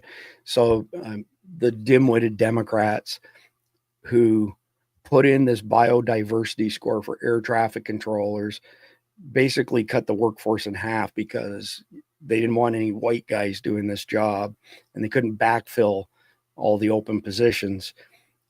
Pete Buttplug, when he was transportation secretary, 793 fatal air crashes during the installed Biden administration. Between Pete Buttplug and Brian Schatz, between you both, you posted 0 times about air safety during the entire time. This is just from September 2024 through Inauguration Day, right there. Those documents. Unbelievable. Not surprising, though. All right. Their constant virtue signaling is disgusting, deceitful, and designed to disguise the jig itself. When you realize that the virtue signaling is just a front for a $1 trillion per year scam, then you see through all of it. Nobody said you wouldn't get that illness if you're vaccinated. Dr. Anthony Fauci, when people are vaccinated, they're not going to get infected. Shit for brains, Joe Biden, you're not going to get that thing if you have these vaccinations. Rochelle Walensky, CDC director, vaccinated people do not carry the virus and don't get sick. That dude known as Rachel Maddow, MSNBC News, gets paid $28 million a year. Now we know the vaccines work well enough that the virus stops. Bill Gates, expert, if y'all didn't know this, everyone who takes the vaccine is reducing their transmission. And Albert Bourla, the CEO of Pfizer, there is no variant that escapes the protection of our vaccines. Yeah, bullshit. All right. I know the voices aren't real, but man, do they come up with some pretty great ideas. All righty there. And show me on this doll where Elon Musk hurt you. Yes, inquiring minds want to know. We need to know these things. All right. His teenage daughter got a text from a boy that said, "Send me a bra pic." So dad sent him this. That's parenting done right. All right. Paint faster. DOGE is almost here. Yeah. I can just imagine what's going on in Fort Knox. If our gold is actually gone, I wonder what kind of BS story they're going to come up with. All right. Hillary Clinton has eluded prison. Watergate. So keep in mind, she was in DC as an intern when Watergate went down. She was also fired as a government attorney because her direct superior said she lied and cheated and was not trustworthy. Travelgate, money laundering, billions missing from her term as Secretary of State, email scandal, Benghazi, which was, that was a YouTube video to cause that. Uranium One, where she sold a massive amount of weapons grade uranium to Russia before exiting. Paying for phony dossier, espionage, Haitian donation scandal. Many millions of dollars went to the Clinton Foundation, something like 4% actually went to Haiti. And so here's a bottle of they, them, and here's ugly people with no personality or skills. Maybe I'll just be a they, them. I don't have to meet the expectations of being a male or female. Remember when a mass majority of society was conditioned to believe that unvaccinated individuals didn't deserve to eat at restaurants, work out in the gyms, take our kids to the swimming pool, or be involved in organized sports, or keep their jobs in order to support themselves or their families? Yeah, that happened. Yes, it did. I'm sure this is a perfectly legit wedding, by the way. I don't have any details, don't know where it's happening, but yeah. Alrighty then. And this is the current state of the Democrat Party, battered and beat up and unlikely to come back. They've got lurched so far to the left that, again, people like myself y'all out there in the audience, highly doubtful there'll be any reconciliation here. And I just like this picture of Cash. I thought it was a great picture. I should probably use that in a thumbnail at some point in time. All right. I actually saw somebody comment on this before I found this meme. Wait for DOGE to abolish the IRS. Go ahead and file my taxes. Trump is governing like he's been shot, indicted, investigated, impeached, and has no shits left to give. He's doing exactly what he promised us and exactly what we voted for. It's glorious. All right. And bet y'all didn't know this, but AOC likes it DOGE-y style. Oh, and what's his name? Malay gave this is a Doge chainsaw, by the way. He gave this to Elon a couple days ago. The president of Argentina. Pretty funny stuff. All right. Hey, America, we need some cash. Yeah, you're fixing to get it. And all right. Black Friday mix-up hell. When I ordered a 42-inch TV, I wasn't expecting a dwarf transvestite. Straight out of what the heck is that rag? The National Enquirer. All right. How do you like your coffee? Immediately. That would be me first thing in the morning. Mike Sterling as well. And check it out. There's Dana Harvey church chat from when back in the day when Saturday Night Live was actually funny. The chicken cartel. Somebody put this in the Signal chat. Got a laugh out of it. Figured we'd put it in here. Chicken pimp better have my egg payments. Yeah. FBI hand signals. He's getting fired. I'm getting fired. I need an employment application. Forced retirement. I see a position available at Border Patrol. Is that where you drop off your khaki pants? Yeah. And that's a jab at what were they called? The National Patriot Front, pardon me. All right. Make tarring and feathering great again. We can endorse that too. All right. So 556-223, dear sir, to whom it may concern, reply all. This is a public service announcement. Mother of all bombs there. All right. Where's the money, Lebowski? Actually, Zelensky. So swirlies for Zelensky till he coughs up the money. Just a reminder, a genuinely deadly pandemic doesn't require 24/7 advertising to remind you it exists. Real pandemics don't need marketing campaigns and endless propaganda, but PSYOPs do. This is from S2. All right. And then I've got a couple quick videos to play here. Let me get them queued up. And that'll be the end of chapter 3. Here we go. Let the bodies hit the Oh, hold on. We already played that one. My mistake. Let's do this one instead. Yeah, actually, this one's pretty good. This is decent.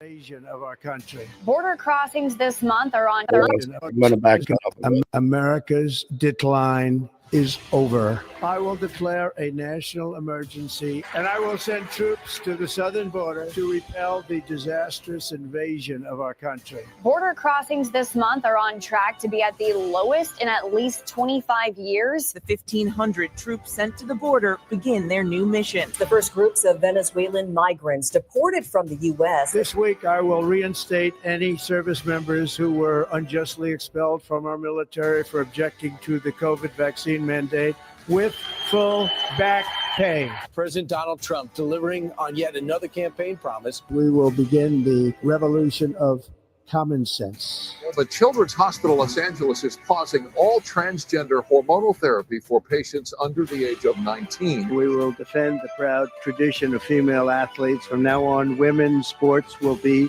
only for women. The NCAA announcing it will comply with the order across all sports, setting what they call a new clear national standard. We will bring prices down, fill our strategic reserves up again, right to the top.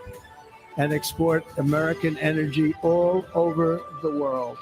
With my actions today, we will end the Green New Deal and we will revoke the electric vehicle mandate. President Trump's immediate actions on energy, his declaration of a national energy emergency, restart liquefied natural gas terminal approvals, boost Alaska's energy production, revoke Biden's ban on oil and gas drilling in most U.S. coastal waters, and Paris Climate Agreement withdrawal.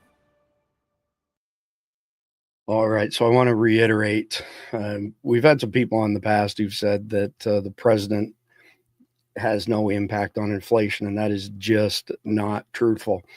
So when you start canceling leases to drill for oil, when you nuke things like Keystone, which, by the way, meant that all of the oil and gas products then had to be shipped by semis around the country as opposed to a pipeline, you dramatically increase the cost of fuel, which everything has to be shipped to you, which means that all of your prices are directly impacted.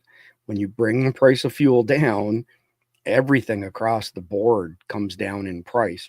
So, for example, just simple business 101 math lesson. If you buy something for $500 and you sell it for $1,000, you made a 50 gross margin. You made 50 cents on the dollar, right? If you bought something for $500 and you paid $100 in shipping, you have $600 into the product. You sold it for $1,000. You did not make $400. You made a 40 gross margin.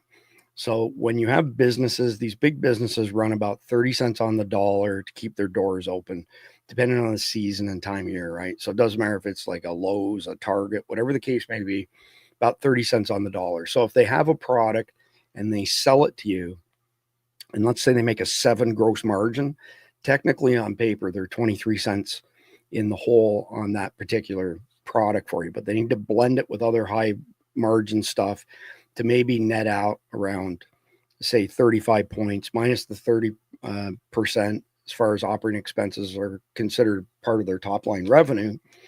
And so that would give you, 5%, before taxes sort of thing. So again, if you take the cost of shipping and you cut it dramatically, 30-40%, you're going to drop the price of every hard good in the entire country, not to mention the things like flights and everything else. So the president absolutely does control what happens with inflation in a number of different ways. Biggest impact would be on fuels.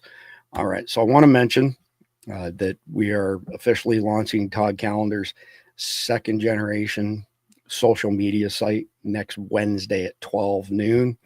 It's my team has done an amazing job on this. It's incredibly fast. We've got it on a new server and a new data center. By the way, our friends Don Mann and Ken Shamrock were on Todd's podcast today, Truth Be Told. So if you are a Survival Dispatch insider, so patreon.com/Survival Dispatch, and you pay $9.99 a month to be a member, you get an invite to the Signal chat. You get every daily sit rep, which has every single link that we show on Survival Dispatch News. By the way, John and Dave got their channel up and running now on Liberty Club. You get an invite to our Signal chat, You get the sit reps. You get an invite for this pre-launch phase for Liberty Club. And anybody who takes advantage of that free offer between now and next Wednesday will get a lifetime free membership at Liberty Club. So we have a free level, just like everybody else. A basic level doesn't cost you anything. So coming on Liberty Club. We've got a middle tier at $11.99, which has similar features to X, but is about $4 a month less. Then we got a top tier that's going to be $24.99 a month. But follow me here. If you sign up for Survival Dispatch Insider for $9.99 a month on Patreon, there's a link below, patreon.com/Survival Dispatch. But when we go live with the hard launch next Wednesday at 12 noon, the morning of next Wednesday, my database guy is going to convert all of you into a lifetime premium plus membership. So instead of paying $24.99, you'll get it free forever. And all you have to do is sign up for Survival Dispatch Insider for only $9.99 a month. So pretty good deal. All right, let me scroll down to our final notes. I get a little bit of homework related to the main topic of the night, which is people on the left inciting violence against Donald Trump and Donald Trump supporters. Homework meaning what can you do to participate and have a positive effect on things. So number one, it's cliche anymore, but it rings true. See something, say something. Don't let the crazies get away with making these threats. Doesn't matter if it's a government official or an everyday Joe or something in between. When people make these kinds of threats, don't let them get away with it. You know, call your local sheriff. That in most cases, that's going to get you more traction than anything else. And a lot of that is because the sheriff technically doesn't answer to higher levels of government. They have a ton of autonomy. Share incidents of threats made by people on your socials and draw attention to just how crazy the crazies are. Don't let them hide. You know, for years, those of us who are libertarians, lowercase L, had this position of, y'all can do whatever you want, just leave me alone. And it doesn't work. Look at where that has got us. You can't take that position anymore. You've got to stand up for yourself and for our country, period. So, and then the next part would be, don't get into a pissing contest with these clowns. Don't threaten them, because then you're no better than they are. Let them own this whole thing as far as being the side of crazy, because it's their thing. Let them own it at the end of the day. All right, we are down to the conflicted question of the day. We've got another interesting one tonight. So in mid-2026, a highly contagious lab-engineered pathogen, later dubbed red fever, escapes containment from a top-secret facility in the lower 48 funded by Bill Gates. The disease spreads rapidly through airborne transmission with a 40% mortality rate and symptoms mimicking hemorrhagic fever, high fever, bleeding from the eyes, and organ failure within days. Initially mistaken for a natural outbreak, it overwhelms hospitals as the depleted CDC fails to coordinate a response. Major cities like New York and Chicago become epicenters, with mass quarantines sparking riots and looting. International borders slam shut, cutting off trade and aid, while rural areas see vigilante groups forming to block freeing urbanites. Within weeks, supply chains for food, medicine, and fuel collapse, leaving survivors to navigate a fractured, lawless landscape, also referred to as world without rule of law. So here's the question. Facing a deadly airborne pathogen and the breakdown of medical and supply systems, how would you fortify your shelter, secure uncontaminated resources, and protect your group from both the disease and desperate outsiders for a minimum of 60 days?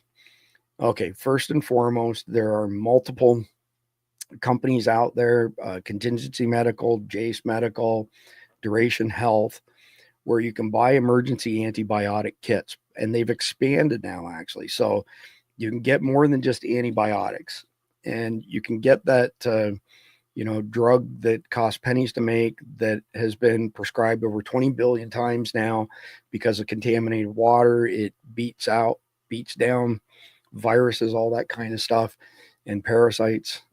You can tack that on with your orders from Contingency and Jace. You can get your daily meds now from Jace as well. So right now, it would behoove everybody to stack up on their medicines. Jace, Duration, Contingency, they're all good. They're all really, really good. So number one, have that in place. Number two, get some decent full face gas masks. Some people are, have an affinity for one brand or another. My preferred stuff is from Mira Safety, MIRA. And there's a reason I like the stuff from Mira Safety. So when I do my run and gun training with anybody else's mask, the viewport gets in the way of me getting a good cheek weld to see my optic. Whereas the Mira stuff, their masks have an indentation below the viewport where you can get your weapon sighted like you normally would without having to do any crazy contortions to see through the optic. So get yourself some 40 millimeter NATO pucks to go with them, filters. They do not last forever. In addition to that, especially if you're in a extreme climate, up north cold, down south hot, it would be wise to seal up all the areas in your home where you've got air going in and out. So around windows and doors, those sort of things. It doesn't cost a lot of money. It's not hard to do. You're not going to block it 100%, but you can block a significant portion of it. You should already be stacking up food and water. It's the American way anymore. And listen, if an SHCF situation doesn't come up, you can always eat whatever you've invested in, not to mention the fact that you have a natural disaster, hurricane, tornado, ice storm, whatever the case may be. You'll be well positioned for that. Okay. Get yourself a propane generator and start stacking up propane tanks. You don't have to cycle through the fuel like you do with gas. But every 90 days, you got to replace stabilized gas, boost the octane. It's a pain in the ass. If you don't get it done, then the float bowl in your car will, fill up like jelly basically, and it stinks to high heaven. And for your average person, they're not going to disassemble a car about a generator, clean it, and put it back together again. So there's all kinds of things that you can do to be in a position to hunker down for 60 days. And if you have to go outside, having good quality masks to go with it. I mean, I could probably sit here and talk for the next half hour on all of the things that everybody should have stacked up. It's probably not realistic though. So it's like eating an elephant, do what you can, one thing at a time. You go to the grocery, groceries are expensive. You don't have as much disposable income as you did in the past. You probably still have $4 to buy a case of water. Buy good quality spring water like Zephyr Hills in Florida, Ozarka back in Texas. Don't buy the big brand names. All it is, it's tap water, for crying out loud, from a major municipality, and it's full of PFAS, forever chemicals, and Lord knows what other chemicals. So that's the gist of it. Is 60 days is a pretty good chunk of time. Can you get through it? Yes, absolutely. Be prepared to defend yourself and whatever you have, by the way. So if you have a generator, here's another thing, and don't follow my advice on this. Do what you think is safe. But another reason we have propane generators is because I can run them in our laundry room, close the door to the laundry room, open the windows in there, and nobody's going to die of carbon monoxide poisoning. But it's not somewhere where somebody can easily steal it. I've told this story before. I'll tell it quickly again. Hurricane Charlie. You couldn't get a generator to save your life. We had areas around here 3 months without power, New Smyrna Beach in particular. The thieves were buying these, $20 push lawnmowers off of Craigslist. And then they'd come to your house in the middle of the night, and you've got your generator outside running to keep your fridge and everything going. And they fire up the lawnmower and they let it sit there, and they grab your generator, take off. If the homeowner hears everything, they're like, oh yeah, the generator's still running. They wake up in the morning, there's no power, and they find some piece of shit lawnmower out there. So people will steal that shit. They will accost you. When I first acquired the Assets Survival Dispatch a little over 3 years ago, I was amazed at the number of comments from people on this topic that said, I don't prep anything. I don't stack anything up. Shit hits the fan. I'm just going to take whatever I want by gunpoint. So some of that, you can chalk it up to internet bravado, keyboard warriors. Some of it is bad people telling you who they really are. So there's a lot goes into this. It's not something that you just do overnight, but here's an interesting number for you. 2017 domestic prepping market was valued at $75 billion in the United States. 2024, it looks like the number is going to be $500 billion. Now, those numbers have been normalized back to the same dollar value. So it's not inflation that skewed that number, but it's more Americans not trusting the government, not trusting the system, and knowing full well that it's highly likely they will have to protect themselves if we have a natural disaster. Look at what's happened in West North Carolina. I mean, who would have thought in America that a corrupt installed administration like this last one would shit on its fellow Americans the way they did? And in some instances where their entire house was washed away, it doesn't even matter how much you prep, you'd have nothing left anyway. So at the end of the day, It's become a very American thing to stack up your preps. There's a ton of resources out there. Nobody has all the answers 100%. There's no 100% right or wrong way. So the key thing is just get started with it. It's that simple. All right. We will be back tomorrow night, usual time, 7 p.m. Eastern, like we are 7 days a week on 8 different platforms. Tonight's song is from our friend, Pastor Sean Moon. His family escaped Korea and communism in Korea. And his brother, Justin, owns, holy cow, Desert Eagle, Tommy Gun, and there's a third one, Car Arms. And they've got some badass guns. But Sean, if you look him up, the left have demonized him across the internet. The Atlantic coined him the AR-15 pastor or preacher or something like that. He's become really good friends with Donald Trump Jr. because he's been, the Trump family have been fascinated by their success story and escaping communism. So actually, not only is tonight's song from Pastor Sean Moon, and if you don't like rap, and I'm not a huge fan of rap, but I get a kick out of Pastor Sean's music, and it's got a great message. In addition to closing with his song tonight, We Won, in reference to winning the election, he will be with us Sunday evening to discuss the latest headlines. Super, super guy. Can't say enough good things about him. They invited us to a huge dinner, which was completely unexpected when we were in Vegas for SHOT Show. These are the types of immigrants that we should be importing in droves that bring a lot to our country and provide jobs. They got a pretty badass 50 BMG, by the way, that they just brought to market. That would be, if you're listening, Pastor Sean or Sean's older brother, Justin, feel free to send one to us at Survival Dispatch. We wouldn't object to it. All right. Other than that, please join us again tomorrow night. And until then, please like, share, comment, and subscribe. God bless America. Man, I'm still in euphoria, and the libtards are still crying.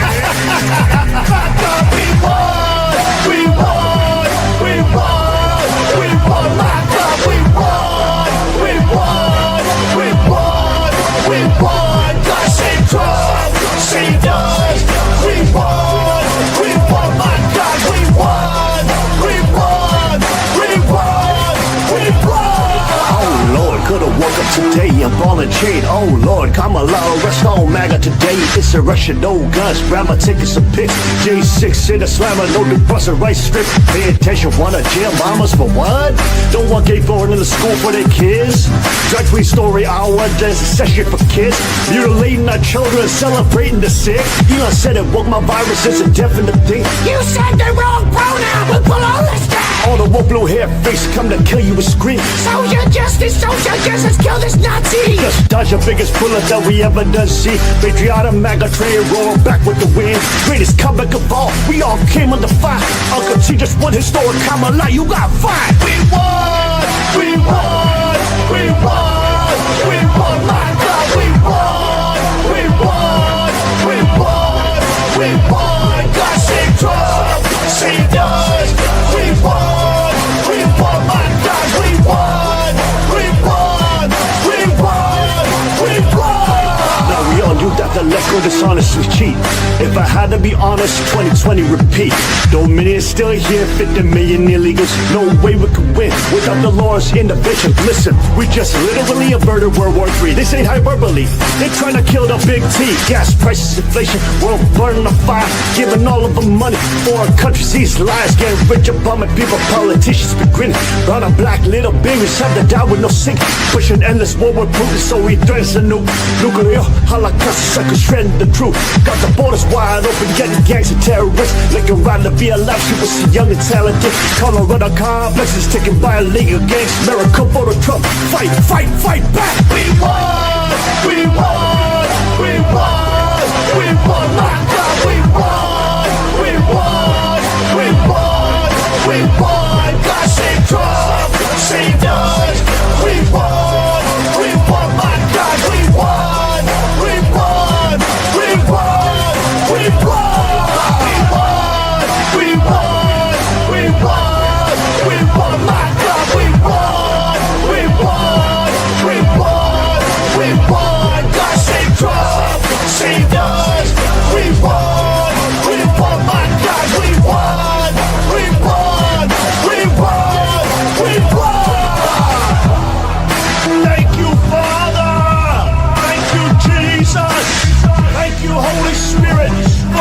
live in America.